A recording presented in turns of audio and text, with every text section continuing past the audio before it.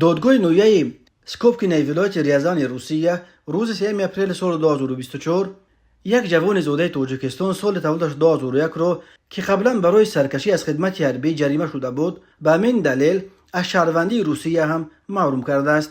خدمات مطبوعات ریاست تفتیشات ولایت ریازان خبر داد که روز 3 اپریل در پی صدور حکم دادگاه شناسنامه روسی جوان تاجیک را از دستش گرفتند و به زودی او از قلمرو روسیه اخراج کرده می شود. اسم این جوان زاده تاجیکستان نشر نشده است.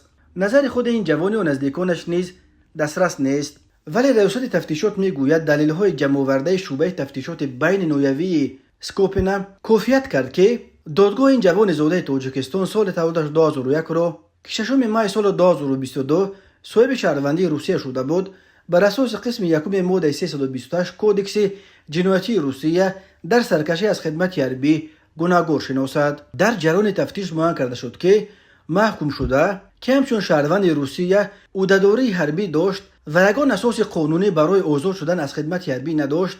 با وجود دعوتش به کمیسریات حربی توسط دعوتنامه به یگان سبب عذرناک به چاره‌بینی‌های مربوط به دعوت به خدمت حربی حاضر نشده است، گفته می شود در اطلاعیه ریاست تفتیشات ولایت ریازان.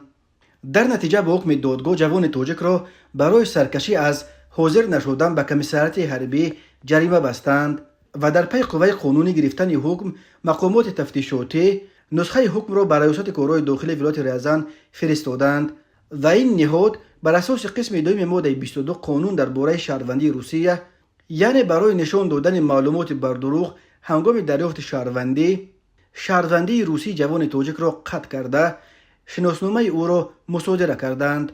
جوان تاجیک را به آن گناهگار کردند که هنگام دریافت شهروندی قسم خورده بود که قانونهای روسیه را رعایت کرده از این کشور حمایت خواهد کرد، ولی به قسمش عمل نکرده است. این بار اول نیست که زادگان تاجیکستان را برای سرکشی از خدمت حربی و حتی برای خود را در کمیسریات‌های حربی روسیه ثبت نام نکردن از شهروندی این کشور محروم می‌کنند. ماه دکامبر سال 2023 دو جوان تاجیک را در چلیابینسک فقط برای آنکه بعد گرفتن شهروندی در کمیسریات حربی خود را ثبت نام نکرده بودند از شهروندی روسیه محروم ساختند. ماه اکتبر سال 2023 یک سلسله تغییرات به قانون شهروندی روسیه به اجرا درآمد. در صورت به قانون شکنی راه دادن شهروندان جدید آنها را می توانند از شهروندی محروم کنند، از جمله برای سرکشی از خدمت حربی.